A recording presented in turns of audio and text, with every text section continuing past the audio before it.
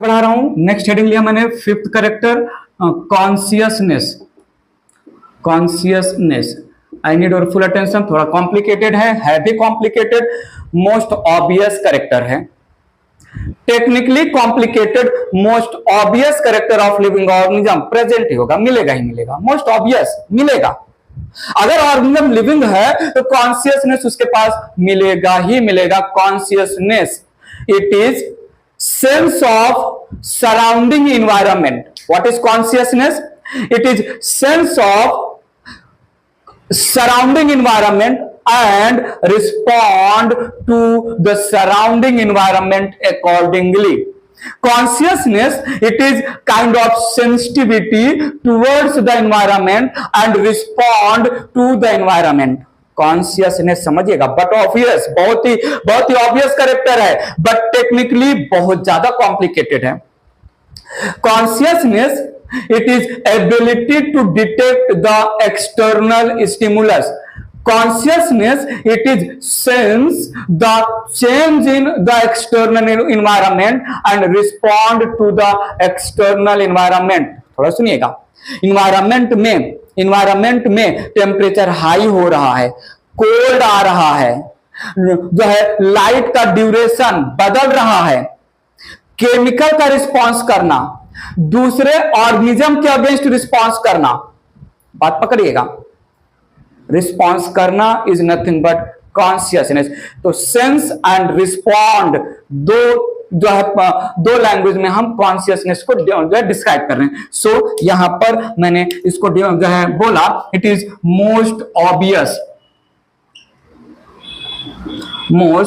Obvious, spelling देख लीजिएगा, and technically complicated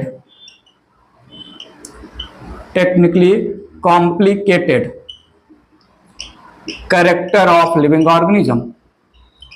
character of living organism. सुनिए तो सही, मैं कुछ बोल रहा हूं, मैं बहुत कुछ बोल रहा हूं। Consciousness it is sense of external surrounding, it is sense of external surrounding environment and respond to the environment accordingly,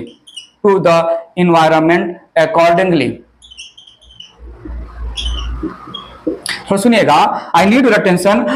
the consciousness it is ability to detect change and respond against the change.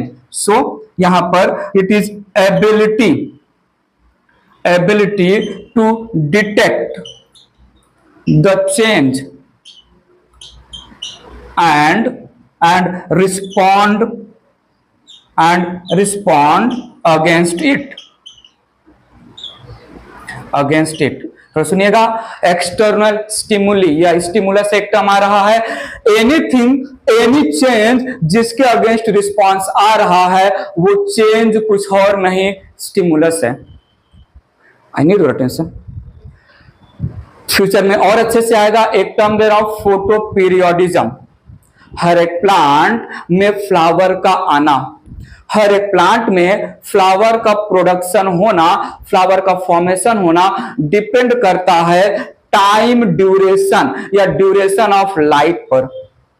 Particular plant को इतने समय तक continuous जो है light duration मिलेगा, तभी वो flower करेगा। किसी दूसरे प्लांट को इतने समय तक लाइट ड्यूरेशन चाहिए। So flowering of plant if depend on the duration of light को हम बोलते हैं फोटोपीरियोडिज्म। इवन आपने ऑब्जर्व किया होगा, एनिमल्स में भी सीजन में ब्रीडिंग होता है। Animal through out the year reproduction नहीं करते, ब्रीड नहीं करते, पर्टिकुलर सीजन, स्पेसिफिक सीजन्स में जो है ब्रीड करते हैं, प्रोजेनी प्रोड्यूस करते हैं।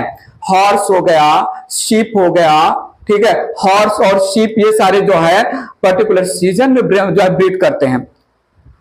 हर एक प्लांट हर एक सीजन में नहीं आता है। बहुत सारे प्लांट विंटर में जो है ग्रो होते हैं, बहुत सारे प्लांट समर में ग्रो होते हैं, बहुत सारे प्लांट जो है रेनी सीजन में ग्रो होते हैं। तो ये समर के प्लांट, विंटर के प्लांट और रेन के प्लांट, ऐसे क्या इनके पास जो है सेंस है, ऐसा क्या जो है करेक्टर है? करेक्टर है अपने इन्वायरमेंट को जो है रिकॉग्नाइज करना, अपने इन्वायरमेंट में हो रहे चेंजेस को जो है सेंस करना और उसके अकॉर्डिंग इनमें अडॉप्टेशंस डेवलप हुआ है।